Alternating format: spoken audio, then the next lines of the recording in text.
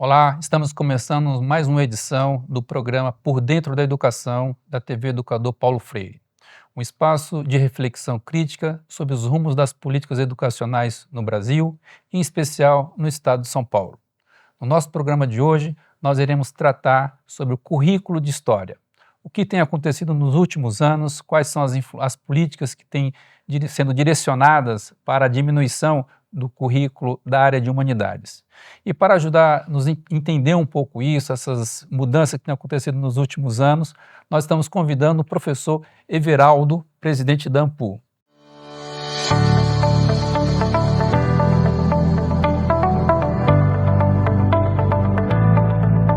Tudo bem, professor? Tudo bem, obrigado pelo convite, Eugênio. Obrigado. Eu queria começar aqui nosso bate-papo, né, fazendo a seguinte pergunta, né? Entre 1964 e 1984, o Brasil viveu aí um período de ditadura militar, né? E com certeza esse período foi bastante significativo, principalmente para nós da área de humanas. Eu queria que o senhor falasse um pouco para nós como é que foi, né, esse período para a história, né, o componente cultural da história, como foi trabalhado, e dentro desse contexto, qual é o papel, ou qual o papel que teve a AMPU, né, levantando aí também um histórico da associação. Bom, esse é um período muito importante da história do Brasil, que tem repercussões atuais, profundas, em vários sentidos. A área de História, o primeiro curso de História surgiu na USP, em 1934. Na primeira turma de História tinha o Caio Prado Júnior, que é um importante historiador brasileiro, e outros, né, estudantes. Só que os cursos de História, eles eram poucos ainda no Brasil, né? Até a década de 60, a formação de professores, né, não tinha a dimensão que tem nos dias atuais, nem nas últimas décadas. Era bem restrita. O golpe de 64, ele teve repercussão não só na área de História, mas na formação de professores e nos componentes curriculares que seriam depois utilizados como referência para os professores, né, de todas as escolas do país. Já nos anos 60, antes do golpe, inclusive, houve uma preocupação muito importante dos historiadores da época, principalmente do curso de História da USP, que era uma referência, era um dos poucos cursos que existia, dizer isso, estamos falando de muito tempo atrás, de que houvesse algum tipo de discussão comum, uma articulação comum dos profissionais da área de História de então. Então, a Associação Nacional de História, né, a ANPU atual, que ela surgiu originalmente como uma associação de professores de História universitários. Ela surgiu em 1961, Antes do fundada aqui em golpe. São Paulo, em Marília, na cidade de Marília. O professor Eurípides Simões de Paula, que é o nome do prédio lá da História da USP, foi um dos fundadores dessa associação. E ela tinha como um dos objetivos fazer uma discussão sobre o lugar da história nos currículos e a importância de um trabalho que compartilhasse experiências de diferentes profissionais da história de todo o país. O contexto em que ocorreu isso era um contexto de grande ebulição política. Sim. Né? Os anos 60 é um período em que havia uma discussão sobre um projeto nacional de desenvolvimento para o país. O nacionalismo era muito presente nesse período, havia mobilizações populares, havia todo um debate durante o governo do João Goulart, né, que foi o governo que foi derrubado pelo golpe, Sim. de que seriam necessárias reformas de base, seria necessária uma reforma agrária, quer dizer, havia um projeto progressista e democrático em plena ebulição, e uma ebulição cultural no país, inclusive, nesse período. Né? Essa ebulição e esse projeto, né, que nascia junto com a própria ANPU, acho que é importante contextualizar, né? Foi um projeto que foi contestado pelas elites tradicionais conservadoras do país, que não pretendiam, né, ver o Brasil como um país com soberania, com democracia, com seu povo sendo educado e tudo mais. Né? Então, o golpe de 64, entre outras questões envolvidas, né, ele visava destruir esse projeto, né? Esse projeto de construção de uma nação soberana, democrática, que respeitasse a cultura do seu povo e tudo mais. E a ANPU participou no momento de resistência, na verdade. Ela Uhum. foi um espaço de resistência dos historiadores brasileiros. Há uma grande historiadora brasileira, uma referência, né, na história, que é a Emília Viotti da Costa, uma Sim. grande historiadora, né, de outras áreas da humanidade, como Florestan Fernandes, Ottaviani e outros grandes intelectuais das humanidades nos anos 60, que eram jovens ainda, que Uhum. foram Uhum. perseguidos. E a Emília Viotti, por exemplo, que tem grandes obras aí.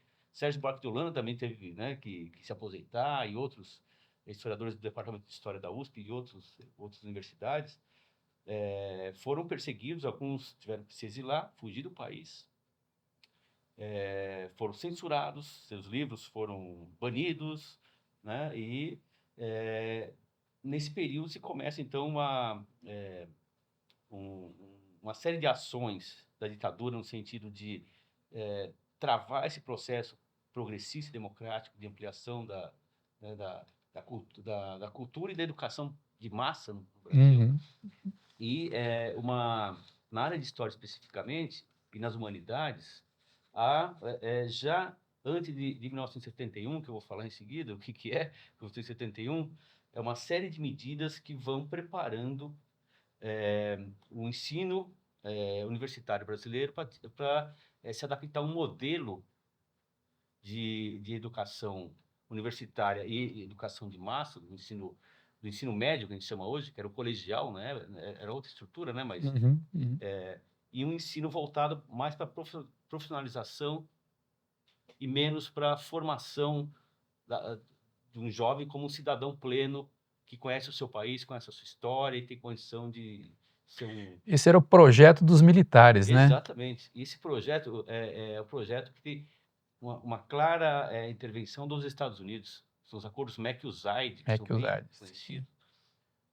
E esses acordos e esse projeto de universidade, ele criou uma estrutura que visava padronizar a formação, né, do ensino, visava coibir, visava sufocar o debate mais crítico e democrático que existe nas humanidades em geral, em todas as áreas da ciência existe, mas nas humanidades Sim. talvez apareça mais. E no caso da história e das humanidades, em 1971, a disciplina de história ela foi suprimida, né? Então, eu fiz parte de uma geração de crianças nessa época que não teve professor de história até a oitava série.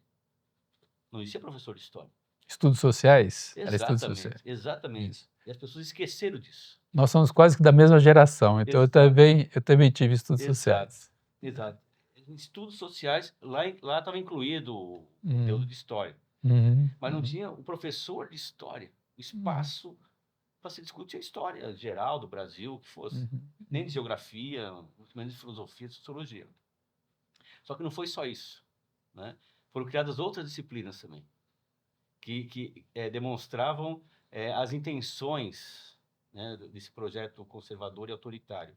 A disciplina de educação moral e cívica Educação moral. e a disciplina de OSPB, Organização Social e Política do Brasil.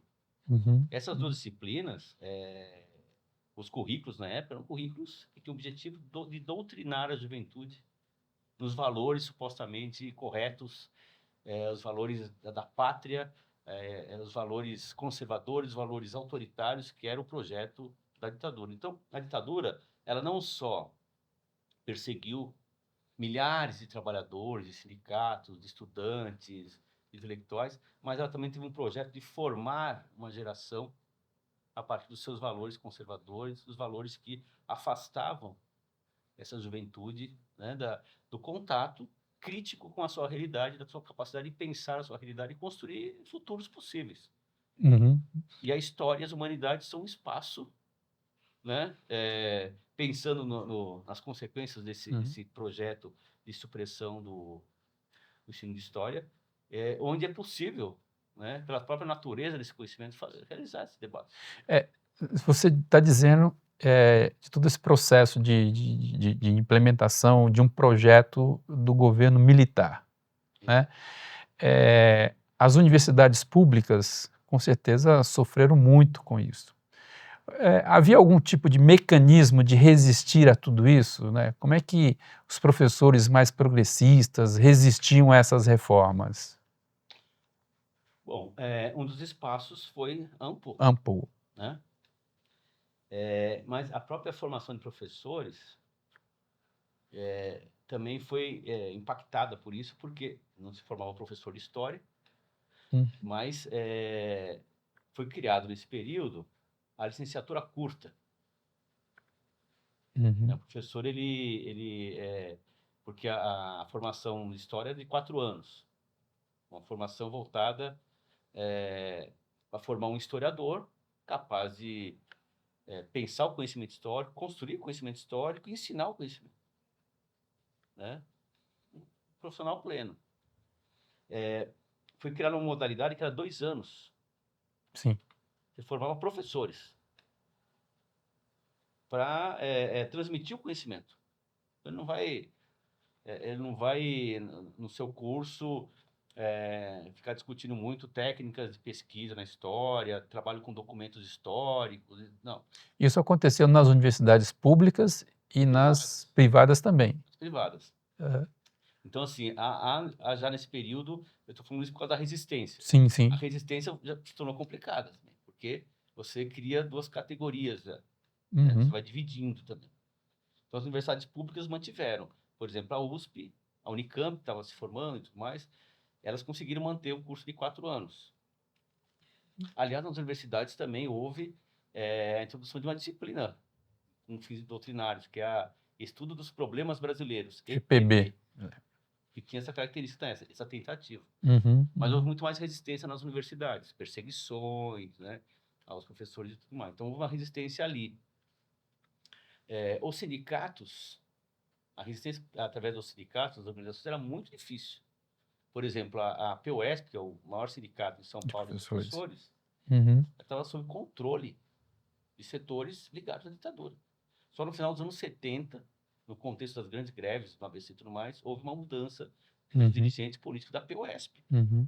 Então não havia entidades abertas, democráticas, para organizar a resistência. Era um período de ditadura, de perseguição às lideranças, aqueles que resistiam. Então era muito mais difícil contestar esse tipo de projeto, né, autoritário de maneira aberta. Uhum. Isso foi, por exemplo, no Departamento de História da USP, onde eu conheço mais pelas histórias de antigos professores, houve mobilizações. Aliás, eu preciso fazer uma história também dessa resistência. Foi muito boa essa pergunta, porque havia professores de direita, aliados à ditadura, que davam aula no curso de História da USP. E houve mobilização, abaixo-assinado de professores, Uhum. de estudantes, que tiveram que remover professores, transferir para outras unidades, porque os estudantes não queriam, não aceitavam um professor. Eles identificavam esses professores identificavam os e aí professores. os próprios estudantes já se mobilizavam para que esses... Exatamente. Então, durante os anos 70, Uhum. começo dos anos 70, já houve esse tipo de ação. E a AMPU e as associações profissionais, elas, de alguma maneira, buscavam burlar essa repressão contra, né, as entidades abertas através de alguns mecanismos. Então, uma associação acadêmica promove eventos. Por exemplo, a vinda do Michel Foucault, um grande intelectual francês conhecido, Sim, sim. né, foi cercado de grande preocupação pela ditadura. Então, tem relatórios, ele veio aqui em São Paulo, circulou e tudo mais, mas foi monitorado por órgãos de repressão. Mas era um intelectual, era de esquerda, mas uma atividade acadêmica. Mas era identificada como uma atividade supostamente subversiva, né? Os centros acadêmicos, por exemplo, que é a entidade de estudantes, eles se transformaram em centros de estudos. Era proibido o centro acadêmico. Era proibido o diretório acadêmico. Mas não era proibido um centro de estudos. Então, por exemplo, na USP, que eu conheço mais, foi criado o Centro de Estudos Afonso de Toné, que é um historiador conservador, né? Sim, sim. Defendia os bandeirantes e tudo mais. Era o nome do centro acadêmico da história, com esse nome fantasia. Isso é para camuflar para os militares não saberem, evidentemente. Não sei, talvez soubesse, mas é uma maneira. Então, esse é um tipo de resistência. Não despertava, quer dizer, até não despertava abertamente o que estava Então, é um acontecendo tipo de ali. resistência que ocorria. Uhum. Então, houve uma série de ações desse tipo que refletiam, né, uma militância ali que acabou, pouco a pouco, acumulando forças, Uhum. um movimento que depois vai retomar o lugar e restabelecer a disciplina de história nos anos 80 já, né? Uhum. Agora, você está descrevendo aí uma situação da década de 1970, né? Você está falando aí e está passando aqui pela minha cabeça um filme de 2025, 2024, né? 2018, tá? Você consegue encontrar semelhanças entre esse período da década de 1960, 70, com o que acontece ou com o que aconteceu no Brasil em 2018, por exemplo, com a direita chegando ao poder, com a direita se estabelecendo no poder. Em que ponto há semelhança entre esses dois períodos, né? Olha, infelizmente, que há um ponto de semelhança, eu gostaria que não houvesse, né? Uhum, Porque o setor que assumiu o poder e começou a dirigir o país a partir de 2018, 2019, é um setor que se reivindica desse período, acha positivo. O governador do estado de São Paulo, Tarcísio, né, e outros, sim. eles acham que foi positivo e consideram aqueles que resistiram como criminosos.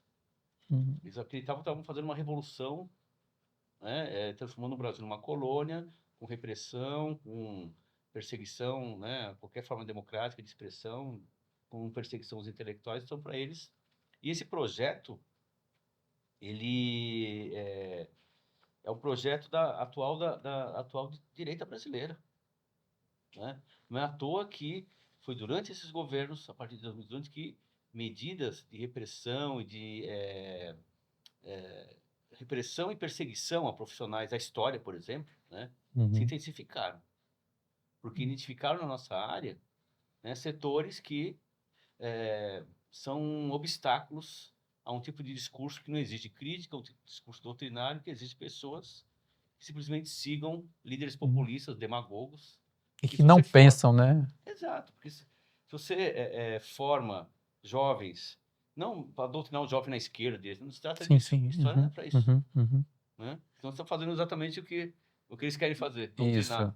A história não é para doutrinar ninguém, é para dar uma capacidade de você, a partir de diferentes pontos de vista, né, construir uma reflexão sobre o passado, a partir de diferentes métodos, a partir de documentos, a partir da pesquisa, construir uma reflexão sobre o passado e refletir sobre o seu presente também, enfim. Essa capacidade que a história procura desenvolver nos estudantes, não só o conteúdo mas a capacidade de refletir, né? Autonomia, né? Exato. Capacidade de leitura, Uhum, de uhum, concentração, de reflexão, uhum, para você construir uma fala, construir um texto, enfim. Isso incomoda, né, esse projeto conservador e autoritário que pretende fazer do jovem um ser alienado que segue, né, o grande líder, o mito, o que for, né? uhum, uhum, Então, esse projeto autoritário para a educação, ele visa suprimir, né, esses conteúdos, essas disciplinas que têm essa perspectiva, né, humanista, mas não só humanista, uma perspectiva que pensa a educação como um espaço de formação, né, uhum, formação completa do ser humano, né, abrir todas as possibilidades do ser humano se desenvolver, né? Quer dizer, a ideia de formar um profissional específico, qualificado apenas para bater um martelo, apertar um parafuso, alguma coisa, não exigiria, né, uhum. uma educação desse tipo, né? Isso. Então, isso está na base, eu acho, desse projeto que começa a prosperar. Isso, para Uhum, responder finalmente a pergunta, assim, eu acho que esse é o contato, na área de educação pelo menos, uhum, né, direto entre esse projeto conservador que foi implantado a partir de 64, que foi desastroso, uhum, uhum, né, e o que se pretende agora, e nós estamos no meio desse furacão, tentando uhum, impedir que isso vá até o fim, né? uhum. Tentando resistir e construir obstáculos, porque a gente conhece a história. Sim, Nós, sim. como historiadores, sabemos, né, um pouco, nunca acontece da mesma maneira, mas nós sabemos, né, que já ocorreu, Isso. né? Agora, tem uma questão que me chama a atenção, né, em todo esse processo, que é, muitas vezes, o apoio da opinião pública. Isso me preocupa bastante, né? Quando você pega e aí voltando, né, na década de 60 e 70, comparando evidentemente com o início dos anos 2000, né, primeira, segunda década dos anos 2000, há hoje uma parcela da população, né, que assimila o discurso conservador, que assimila a ideia de que a história, né, o componente curricular de história, está nas escolas para ideologizar, inclusive por conta disso nasceu um movimento lá, Escola Sem Partido, né? E isso de uma certa maneira me assusta, né? Quando você pega a década de 60 e 70, havia um certo apelo popular que assimilava e incorporava o discurso dos setores mais conservadores? Sim, existia, né? É, é, que a formação da opinião, a opinião pública não é algo abstrato, é concreto, é construída também, né? Os meios de Uhum. comunicação, a propaganda política, os partidos, as organizações, elas procuram disputar e construir uma opinião pública favorável a um projeto. A opinião pública também está ligada a quem controla os meios de formação da sua opinião pública também, né? Uhum. As grandes mídias, os grandes grupos empresariais que controlam as grandes mídias, eles têm um poder de formar a opinião pública. A opinião pública não é um ser autônomo e independente, né? Sim. Então, ela está em disputa a opinião pública. É uma disputa política permanente sobre a opinião pública. É, e há aparelho, eu gosto desse conceito, né? Não sei o que você acha disso, de aparelhos ideológicos, né? Há mecanismos de formação da ideologia, do pensamento dessa opinião pública. E um Uhum. deles é a igreja, né, Uhum. católica, no caso dos anos 60. Hoje, depois era. Acho que no Brasil teve outras, né, uma diversificação da teologia da libertação na Igreja Católica, eu tô Sim, falando. sim, sim. Mas nos anos 60 ela era muito poderosa como um aparelho, uma máquina de formação de uma opinião pública conservadora nos Uhum. costumes, conservadora na educação, Uhum. controlando uma parte da educação. É um dos núcleos que formou um pensamento conservador e práticas conservadoras que apoiaram um projeto de golpe, um projeto autoritário, mas não só ela, né? Uhum.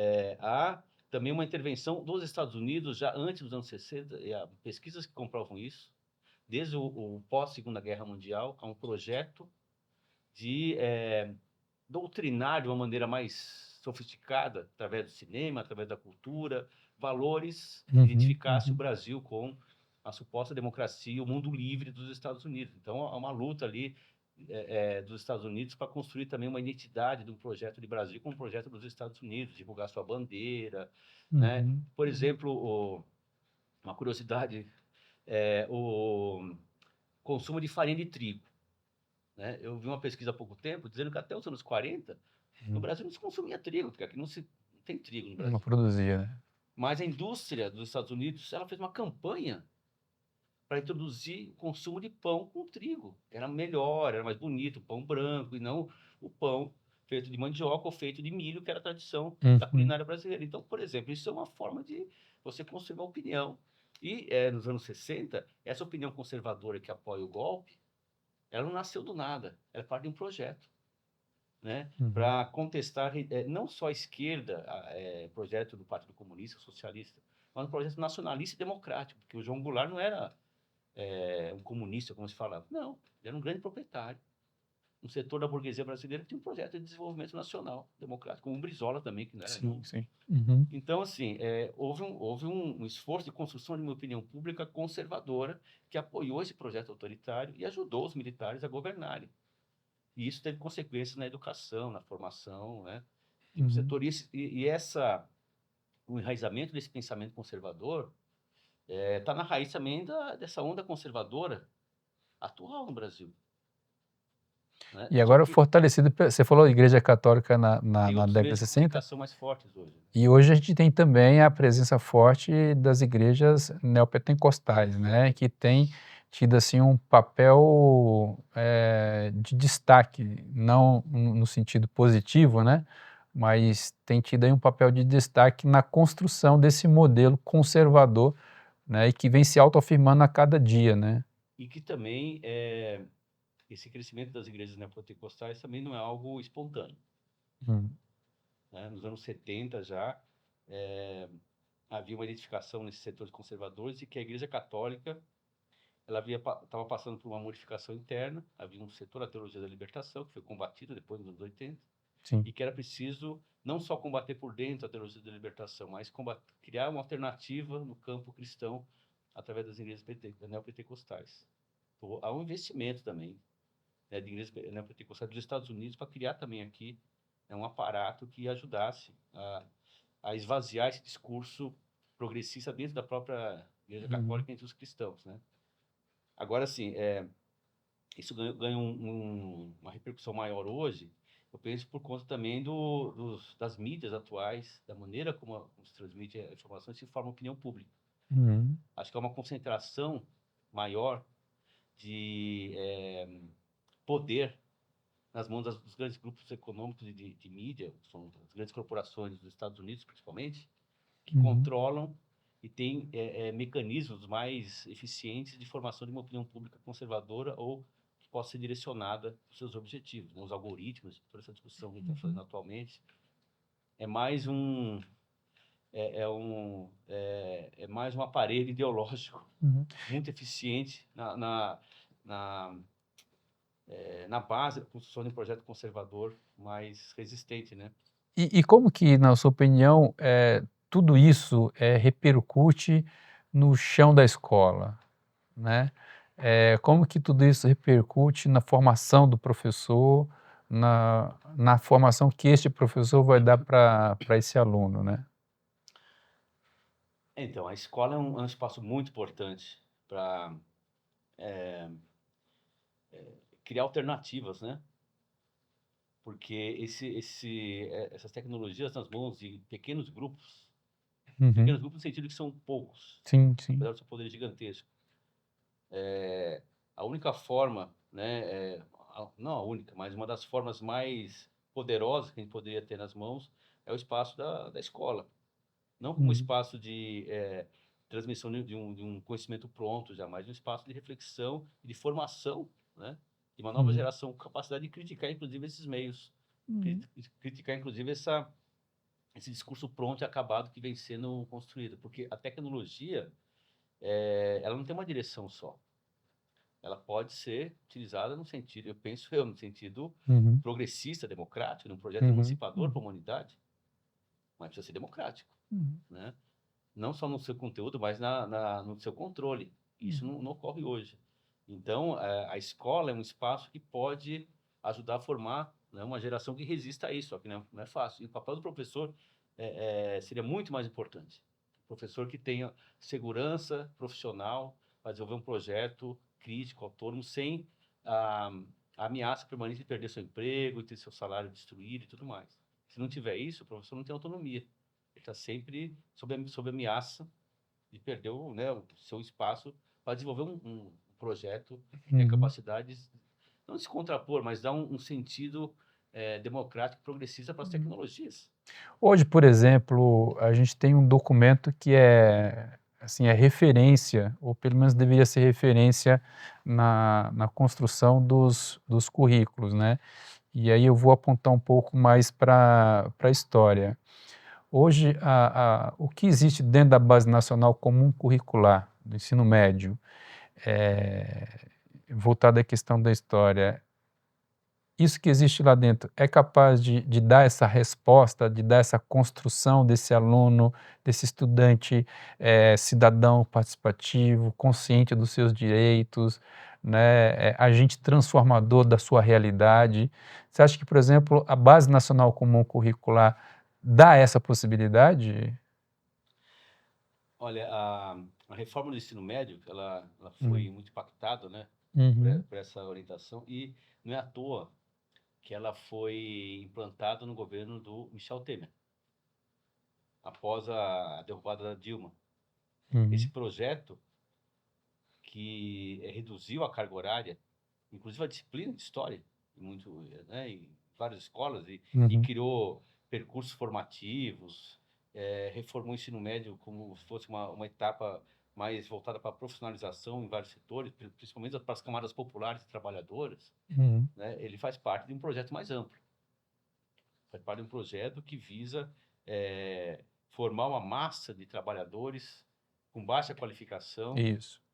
com pouca capacidade pouco espaço, não porque não tenha capacidade, mas poucos momentos para refletir sobre a sua vida, sobre o seu futuro, a partir da história do seu próprio país, Uhum. né? E o currículo, ao privilegiar disciplinas mais técnicas, mais profissionalizantes e menos disciplinas voltadas para uma formação mais ampla, né, da juventude, do cidadão, ele acaba sendo coerente com esse projeto conservador e um projeto que visa também impedir a formação de profissionais que tenham uma formação integral. Por exemplo, a desqualificação dos currículos e dos diplomas. Isso está ligado a uma concepção de trabalho flexibilizado, permanente. Uhum. A ideia de uma formação permanente, você nunca termina a sua formação, parece muito bonito às vezes. A formação é permanente. Você tem que estar sempre aberto a novas oportunidades. Tem esse discurso que tem a ver com esse projeto. Uhum. Quer dizer, a sua formação não precisa ser completa. Você não precisa ter a disciplina de história como um todo. Porque uma coisa é você ter o conteúdo de história com 13 anos, outra coisa é com 18 anos. Muda o momento de Sim, sim. amadurecimento, né, do jovem, está se tornando um adulto. Uhum. Se você ensinar a Revolução Francesa para um garoto de 13, 14 anos ou com 18, 19 anos, ele vai aprender de uma maneira diferente aquilo. Talvez Uhum. pelo seu momento de vida, né? Uhum. Pelo seu amadurecimento intelectual, inclusive. Uhum. Então, falar de revolução em qualquer outro momento desse, na história do Brasil, tem uma série de exemplos assim, pode permitir que esse jovem veja o contexto profissional que ele está vivendo, a sua família, de uma maneira completamente diferente. Então, acho que esse projeto que foi implantado, que reduziu drasticamente, né, a disciplina de humanidade e de história em particular, e suprimiu em alguns contextos completamente. Tem cursos que não tem história, a disciplina, o conteúdo está lá, mas a disciplina Uhum. de história não existe, Uhum. né? Faz parte desse projeto conservador. É aquela pergunta que você fez no início, né? Esse projeto está em pleno andamento, está sendo utilizado como instrumento para formar uma nova geração de jovens completamente Ele não terminou, descontextualizados do seu mundo, né? ele não terminou com a ditadura da década de 60 até o início da década de 80.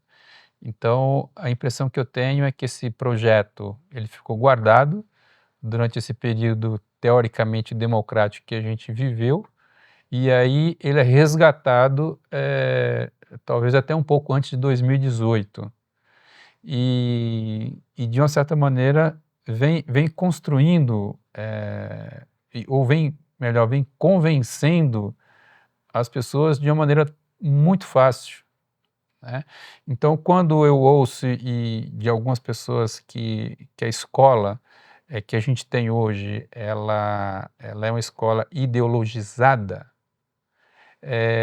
quando eu ouço de que os professores de história, principalmente, nós somos voltados a formar estudantes, né, com viés de esquerda, né, ainda existe isso em um discurso que cola, né, e o que faz com que até muitos pais pensem em alternativas, que até essas alternativas, foi por conta dessas alternativas que surgiu o homeschool, né, até para você não deixar com que o seu filho se contamine. E eu vejo assim que é um desafio muito grande para nós que estamos dentro da sala de aula conviver com isso, né? O que a gente busca é justamente isto, né? Dar a possibilidade para que este estudante pense de forma autônoma.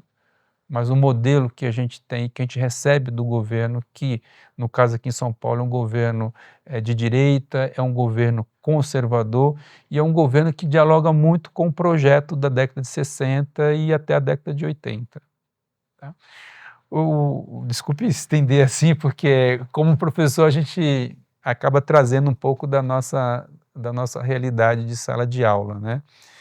Mas eu queria pensar com você, professor, você que está na faculdade, como é que chegam hoje para você os alunos que entram, por exemplo, numa universidade como a USP, que decide fazer história, né?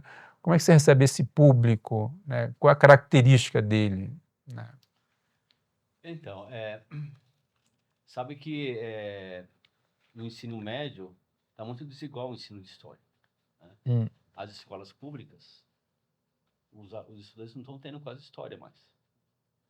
Eles não estão tendo dificuldade de fazer um vestibular, que exige, né, um conhecimento histórico razoável no ensino médio, que as grandes escolas privadas continuam oferecendo, né? Elas não cortaram aulas de história, não, tiraram o conteúdo, não dissolveram o conteúdo de história em uma disciplina mais ampla, um estudo social, alguma coisa do gênero, que é o que está acontecendo em muitas escolas públicas. Ou não tiraram o espaço do professor para escolher materiais didáticos, para adaptar a sua aula à realidade dos estudantes, daquela turma X ou Y, para ter opção, né? Aquela autonomia profissional do professor de história. E isso está sendo destruído nas escolas estaduais. E no município de São Paulo também, tem um projeto em pleno andamento, né? O governo Nunes aqui em São Paulo. Então, assim, isso acaba provocando, né, uma formação diferenciada dos estudantes. Então, esses estudantes que estão chegando na universidade pública, eles são estudantes que têm uma formação de história muito boa, mas muitos deles que vêm de escola pública vêm através, né, da aspiração de algum professor, né, algum herói que conseguiu, né, resgatar eles, né? Sim. E tem não um compromisso emancipador, ver a história como um instrumento de humanização, né? Um instrumento democrático. Assim, tem uma energia positiva desses estudantes que é muito importante, que ajuda a gente a ter esperança no futuro. Muitos deles vão se tornar, a maioria deles vão se tornar professores de história, né? Embora a formação lá na USP seja uma formação, não é só para ser professor, né? É ser um profissional da história, Sim. né? Inclusive professor, né? Professor, pesquisador, arquivista, museólogo, enfim, alguém que trabalha com a cultura e tudo mais. Mas esses jovens, eles, pelo menos essa geração, esses últimos 10 anos, eles têm essa marca, né? Eles são sobreviventes de um projeto que tenta destruir, né, o espaço da história como um espaço de formação de cidadania, né? Um espaço que visa ajudar, né, a nova geração a incorporar uma parte de todas as aquisições positivas que a humanidade construiu, não só no Brasil, né? Então, acho que isso é promissor, mas é algo pequeno perto do desafio que a gente tem, né? As universidades privadas. E aí, assim, eu conheço universidade privada, bem, né? Eu trabalhei durante muitos anos em universidades privadas, em cursos de história, mas eram cursos presenciais. Era aula presencial. 3 anos na frente de estudantes que tinham muita dificuldade de frequentar as aulas, eram trabalhadores, dos mais diversos ramos, trabalhavam 8 horas, pegavam ônibus, trem, mas sentavam e liam com dificuldade, mas começavam a ler, começavam, né, a revisar antigos conhecimentos históricos que eles tiveram há 10, 20 anos atrás, às vezes, né? E ia se formando professores. A gente consegue formar professores, talvez não com todo o aparato, às vezes, da USP, mas se formar professores. O que acontece hoje é que isso foi destruído. A maior parte dos cursos de história das universidades privadas são em EAD, ensino à distância. Então, você está formando professores de história que não tiveram contato com professores, com experiências pedagógicas do ensino de história em sala de aula para formar ele como professor. O que eu E chamo aí você de forma. tocar com o conhecimento, ou tocar no conhecimento, né? Exato, e Porque convivência coletiva, pessoal. é. Isso é muito importante na formação do professor. Então, aqueles estudantes que estão sendo formados por professores com essa experiência, dificilmente entram no curso na USP, porque é muito precário.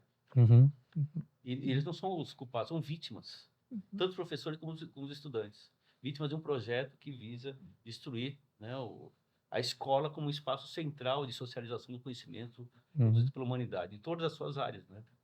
Porque você não forma um engenheiro, um médico, as grandes profissões consagradas, né, sem conhecimento de humanidade. Pelo menos você não deveria, né? Formar um engenheiro que não tem ideia das necessidades da humanidade, ou de um médico que não tem uma formação humanística.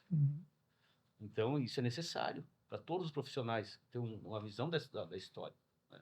Que é a nossa área, o cara está defendendo aqui, Não é a área de história não é uma curiosidade. Tem um canal aí no International History Isso. que é uma fraude aqui, né? Porque aquilo ali não é história. Não sei se alguém teve a oportunidade de ver aquilo, mas não veja aquilo para quem quer ver. Não veja o canal History como, Não tem né, aquilo como uma referência. referência do que é história. Aham, Porque tem um setor da sociedade que acha que história é uma coleção de curiosidades do passado.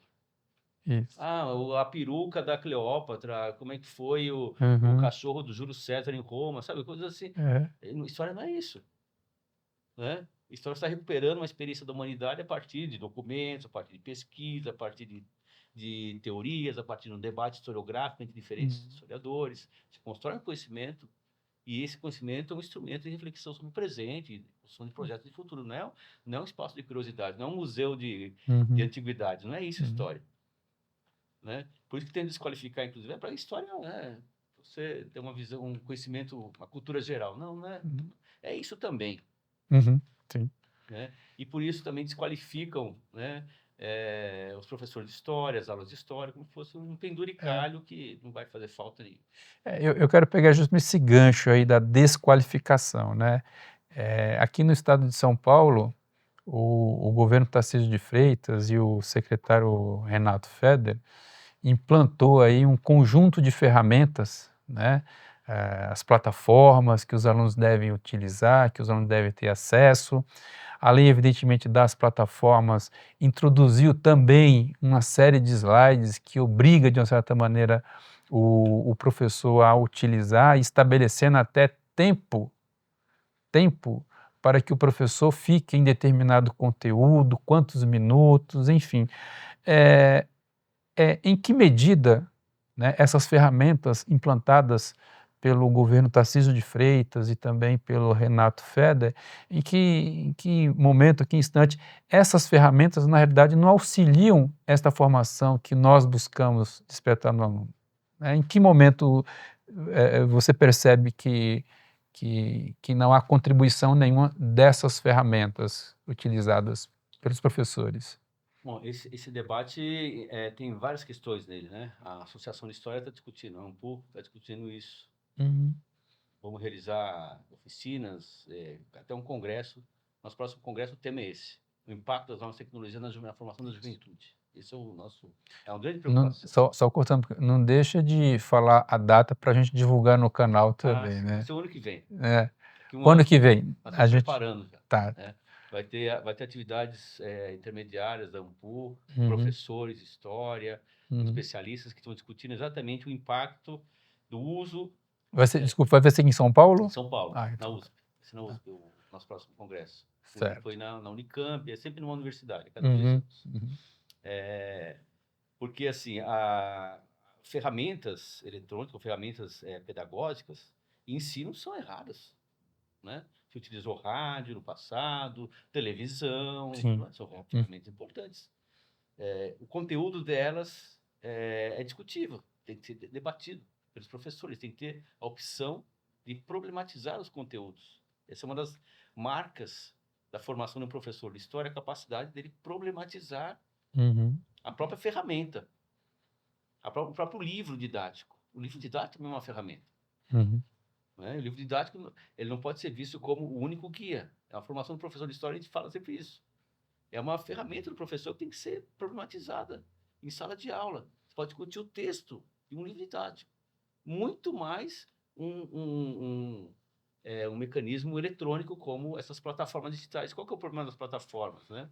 uhum, É que elas, da maneira como está sendo implantada, elas tiraram do professor essa possibilidade de questionar o conteúdo e o mecanismo da plataforma também. É um dos sei. grandes problemas. Então, você é obrigado, é como se você fosse obrigado a utilizar o livro no passado, utilizar o livro didático como uma cartilha obrigatória. Já foi feito isso também. Mas havia uma possibilidade menor de controle, Sim. né?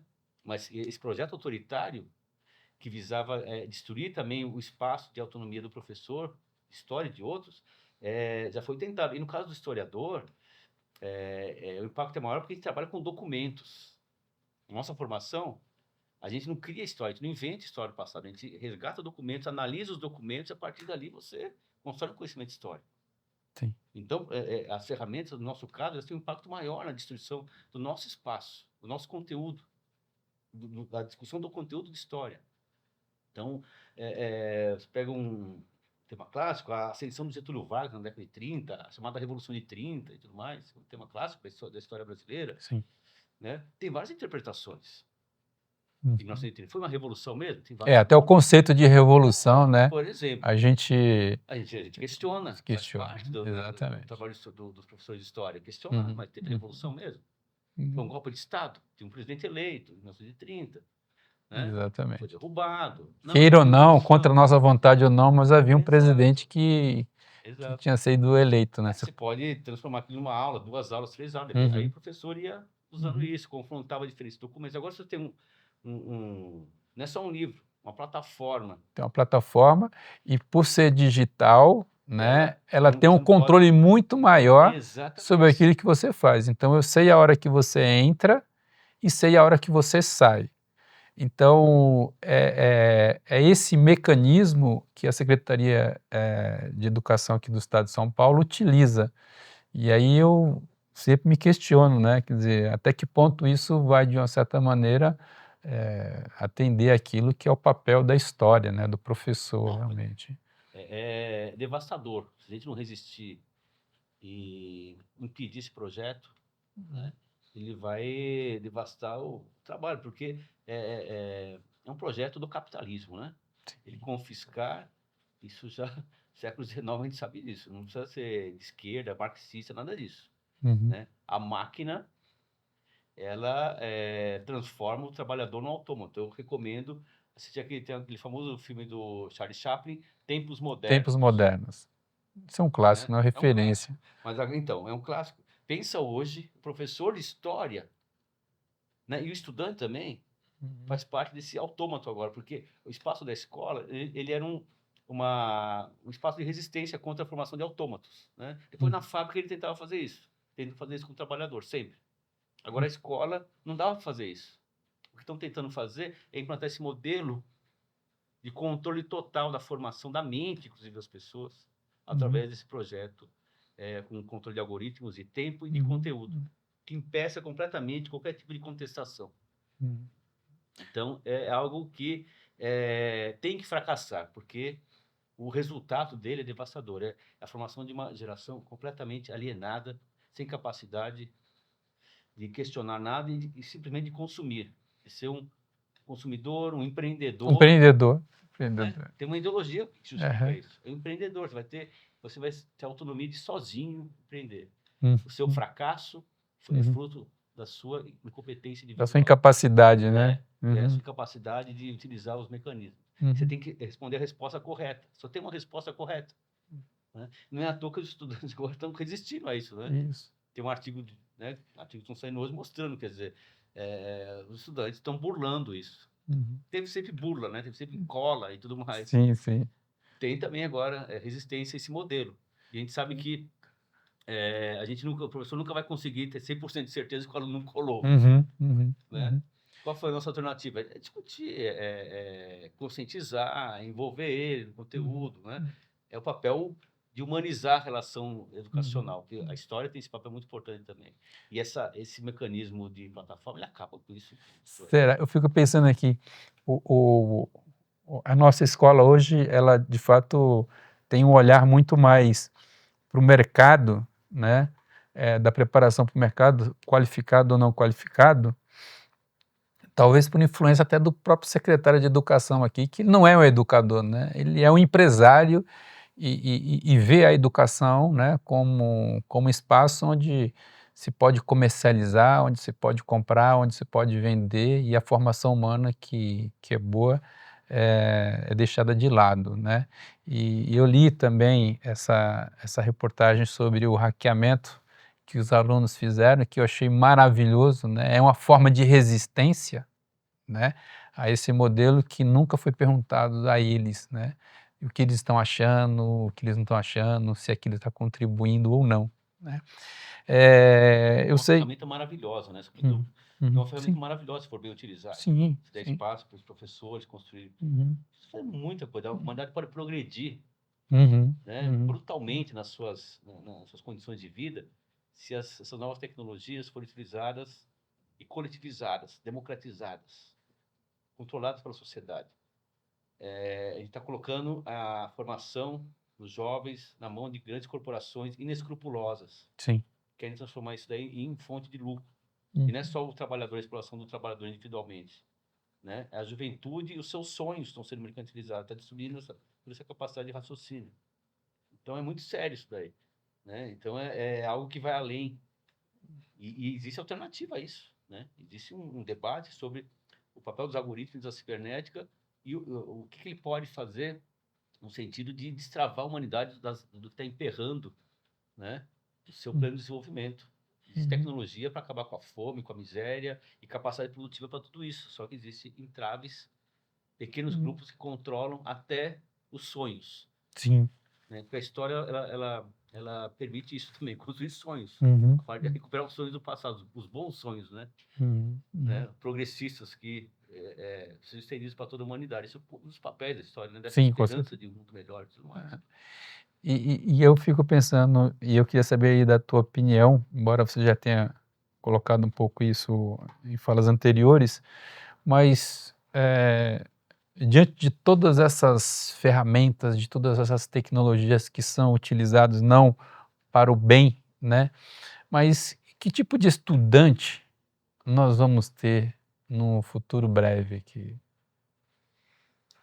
Bom, o que a gente já está percebendo há alguns anos é estudante que não tem nem capacidade de leitura, Capacidade de leitura. Então, que é algo elementar, não consegue escrever, né? Não consegue escrever uma. Então, a inteligência artificial ela pode devastar isso se ela for utilizada dessa maneira predatória e destrutiva como o governo do estado e a prefeitura de São Paulo também vai começar a organizar, né? Pode destruir essa capacidade elementar e fazer a humanidade regredir no seu progresso, fazer com que uma boa parte da humanidade regrida. Essa é uma contradição também uhum, do, da, dessa utilização ultra privada das tecnologias que são fruto do conhecimento coletivo, né? Você não uhum, constrói algoritmos, uma pessoa não faz isso sozinha. São milhares de engenheiros formados por matemáticos, por historiadores. sim, Então, essa juventude, uma parte dela pode estar sendo condenada e está sendo condenado a se tornar pequenos empreendedores sem qualificação, sem direitos sociais, completamente desprotegidos, né? Então, não é à toa que a reforma do ensino médio, que você colocou no início, foi realizada junto com a reforma trabalhista, com a reforma da Previdência, uma série de reformas para construir uma massa de trabalhadores sem formação básica mínima, controlados por algoritmos e controlados por inteligência artificial, uhum, né? Então, o risco é esse. E aí a escola vai se tornar o quê? Isso, né? Um espaço para simplesmente. E não precisa ter nenhum professor, né, formado numa faculdade. Pode ter um professor formado em EAD que simplesmente uhum, aplica como um monitor um conhecimento já pré-fabricado. O aluno vai lá e finge que ensina alguma coisa e não vai aprender nada. Então está destruindo a escola. É um projeto de destruição da escola e do professor, né? não, isso Então, assim, a gente precisa fazer alguma coisa. Estamos fazendo, é, tentando fazer, né? hum, A Associação de História, né? Ela percebeu, né? Outras entidades também perceberam, mas a gente percebeu que o projeto, no caso para a história também, é um projeto de mais assustador do que parece ainda. uhum, Tem uma série de ações interligadas. Você reduz a carga horária, você cria a formação de professores em AD, você cria escola cívico-militar com doutrinação de fato, você vai suprimindo vai conteúdos, suprimindo conteúdo, você vai pressionando o professor para ele se autocensurar, você vai uhum, censurando as aulas dos professores, os pequenos espaços em que alguns professores conseguem fazer algumas aulas interessantes, estão sendo perseguidos. Tem professores aqui no estado de São Paulo que foram perseguidos porque deram uma aula de história da África e falaram de um culto africano, de uma religião africana e foram censurados, perseguidos, estão sendo processados, uhum, né? Tem um professor em Ilhabela, que a Associação de História está ajudando, defendendo, ele foi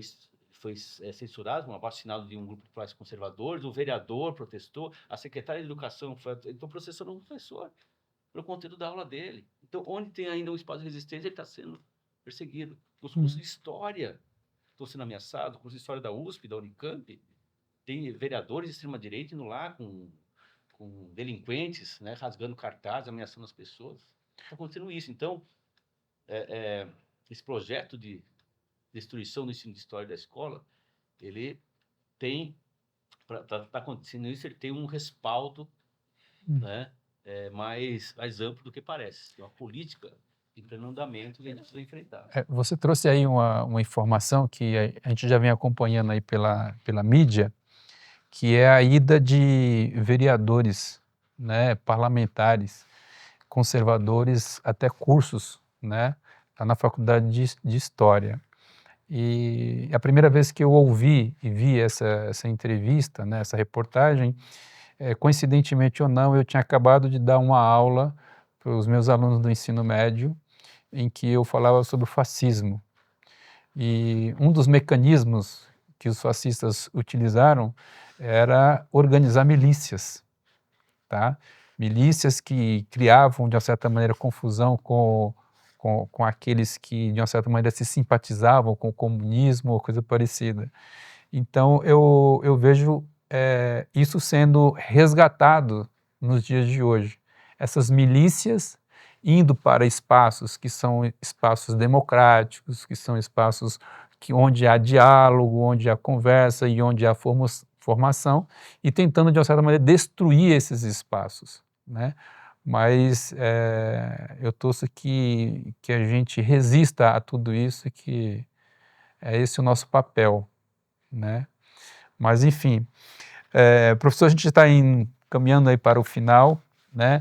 Não sei se você quer deixar algum recado, falar da Ampul, da atuação da Ampul aí nos últimos dias e aquilo que a Ampul vai fazer para os próximos meses aí para defender a nossa área, a área de humanidades, né? Bom, a Ampul é uma associação de historiadores, profissional e acadêmica, que defende os profissionais de história, os professores de ensino fundamental e médio, os professores universitários, os historiadores que trabalham em museus, em arquivos, e todos aqueles que trabalham profissionalmente com a área de história. A gente realizou uma audiência pública na Assembleia Legislativa de São Paulo, a ALESP, no dia 20 de agosto, onde foram apresentadas várias situações de violência, de assédio, de agressões, de ameaças contra professores de história, promovidas pelo governo do Estado, por parlamentares e por grupos extremistas que não querem nenhum tipo de formação democrática e diálogo, né? A associação, ela decidiu realizar uma campanha por mais história, mais aulas de história que foram suprimidas, mais respeito aos professores, mais debate, né? Uma campanha ampla que visa mobilizar não só os profissionais de história, mas a sociedade, esclarecê-la sobre essa ameaça. Na verdade, sem história não tem democracia no Brasil, né? Sem história, você não tem soberania nacional no Brasil, nem no mundo. Então, a história é necessária para a formação do próprio país, para a defesa do país como um país independente. A associação ela tem um abaixo-assinado em defesa da história. Não sei se não vai dar para as pessoas lerem aqui, mas acho que é importante divulgar. Esse abaixo-assinado está colhendo milhares de assinaturas. A gente vai divulgar. É um abaixo-assinado que está no site da Da Associação Ampul. de História, da Ampul. E entre as reivindicações dele está a exigência, por exemplo, de diploma de história para dar aula de história. Porque tem professores que não são da história. Respeito, né, aos profissionais e ao seu direito constitucional de dar aulas de história e não ser censurado e perseguido pelo conteúdo das suas aulas. O repúdio ao uso arbitrário de inteligência artificial e plataformas digitais, que a gente conversou. Sim. Né? O reconhecimento da história como uma disciplina curricular obrigatória, porque está desaparecendo a disciplina de história. O conteúdo está sendo colocado em outras disciplinas e está se tornando optativo. Então, é um risco que está se espalhando. E a gente quer que a Ampul, a nossa Associação de História, seja representada no Conselho Estadual de Educação para que a gente possa ter informações e defender os profissionais da história. Então, quem é professor de história, profissional de história, né, eu acho que está dirigindo aos colegas de história também, participe da Ampul, se filie à Ampul. A gente tem congressos, tem encontros, tem oficinas que visam ajudar o nosso campo de trabalho a ser respeitado e ter seus direitos, né, respeitados pela sociedade e pelos governos, governo estadual, governos municipais. Bom, estamos indo para o final. Então, muito obrigado, professor, né? Eu queria agradecer a todos que acompanharam aí nosso bate-papo, nossa entrevista. Peço que curta o nosso canal, se inscreva e divulgue nas suas redes aquilo que a gente vem fazendo aqui na TV Educador Paulo Freire, né? Somente dessa forma que nós vamos crescer como canal, crescer como defensor da educação pública de qualidade e qualidade social. Muito obrigado, professor. Um prazer.